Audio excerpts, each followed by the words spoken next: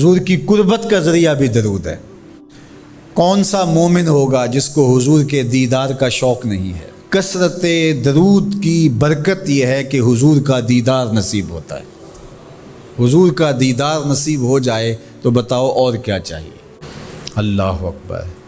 فرمایا جو میرے اوپر ایک مرتبہ درود بھیجتا ہے اللہ اس پر 10 رحمتوں کا نزول فرماتا ہے۔ اور ایک حدیث میں آیا جو ایک مرتبہ میرے اوپر درود بھیجتا ہے اللہ اس کے 10 گناہ معاف کرتا ہے، 10 درجے بلند کرتا ہے اور 10 رحمتوں کا نزول فرماتا ہے۔ تو درود پڑھا حضور پہ کام اپنا بن رہا ہے۔ تو درود پڑھنے سے انسان کا باطن سنورتا ہے، اندر پاکیزگی نصیب ہوتی ہے، گناہ دھلتے ہیں، عیب دھلتے ہیں، پریشانیاں ختم ہوتی ہیں، مصیبتیں، آلام، مصائب، دکھ، ٹینشن، پریشانی جو کچھ بھی ہے یہ ختم ہوتا ہے۔ اور درود پرسکون بنا دیتا ہے انسان کو، راحت بخش ہے وظیفہ، سرور انگیز ہے یہ وظیفہ، نور بیز ہے یہ وظیفہ، ماحول میں شگفتگی پیدا کر دیتا ہے۔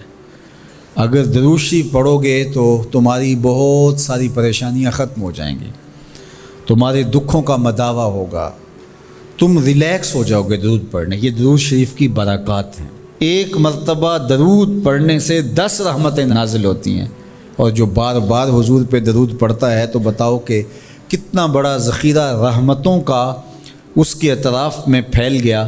تو اس لیے کثرت کے ساتھ درود پڑھنا چاہیے۔ حضور علیہ السلام نے یہ بھی ارشاد فرمایا کہ جو میرے اوپر درود پڑھتا ہے میرے اوپر لازم ہے کہ میں اس کی شفاعت کروں گا۔ شفاعت رسول کے حصول کا ذریعہ درود بنتا ہے، چونکہ ہمارا آسرا ہی حضور کی شفاعت ہے۔ وہ دامن شفاعت کھولیں گے تو ہم گناہ گاروں کا کام بنے گا۔ اور وہ نصیب کیسے ہوگی حضور علیہ السلام کی شفاعت؟ کثرت درود سے۔ یہ بھی ارشاد فرمایا آقا کریم نے قیامت کے دن میرے سب سے زیادہ قریب وہ ہوگا جو کثرت کے ساتھ میرے اوپر درود پڑھنے والا ہوگا۔ اللہ کا فرشتوں کی مجلس میں حضور کی ثنا کرنا یہ درود ہے۔ حضور کی مدح فرمانا، محبوب کی شانوں کو بیان فرمانا۔ یہ صحیح بخاری میں صلاۃ کا ترجمہ حضرت ابو العالیہ رضی اللہ تعالی عنہ سے کیا گیا ہے۔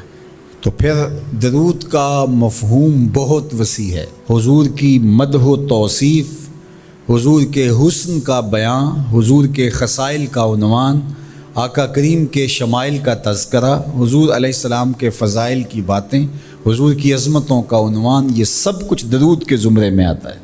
اور پھر ساتھ صیغہ بھی درود کا ہو اور اس میں شانیں بھی حضور کی ہوں، جس طرح درود تاج میں ہے، تو اس میں حضور پر درود بھی بھیجا گیا اور ساتھ حضور کی عظمتوں کو بھی بیان کیا گیا۔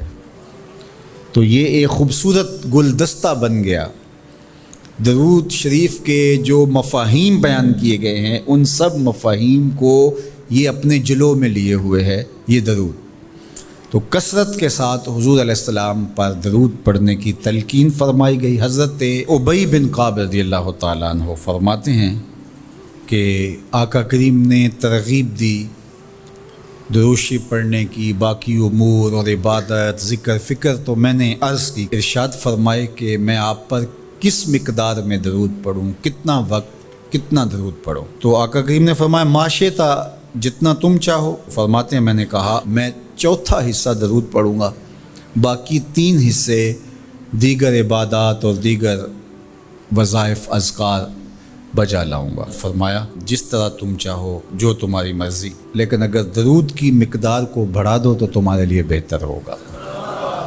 تو میں نے کہا النصف، میں آدھا وقت درود پڑھا کروں گا اور باقی چیزیں باقی آدھے وقت میں کروں گا۔ فرمایا جس طرح تم چاہو، لیکن اگر درود کی مقدار کو بڑھا دو تو تمہارے لیے بہتر ہوگا۔ میں نے کہا کہ حضور میں 2 حصے درود پڑھوں گا اور 1 حصہ باقی وظائف اوراد بجا لاؤں گا۔ فرمایا جیسے تمہارا دل چاہے، لیکن اگر تم درود کی مقدار کو بڑھا دو تو تمہارے لیے بہتر ہوگا۔ فرماتے ہیں میں نے کہا حضور میں پڑھوں گا ہی درود، سارا وقت میں آپ پہ درود ہی پڑھتا رہوں گا۔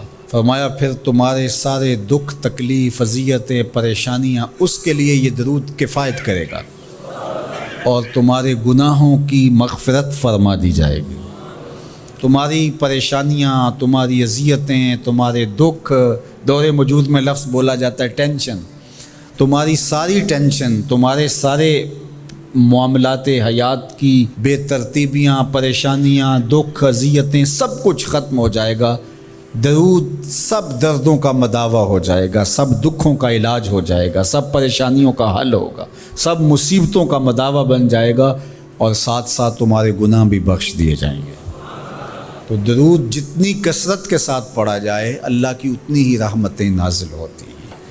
تو باقی وظیفے، باقی اوراد وہ بھی فضل و شرف والے ہیں، لیکن حضور نے فرمایا کہ پھر تمہارے لیے درود ہی کافی ہو جائے گا۔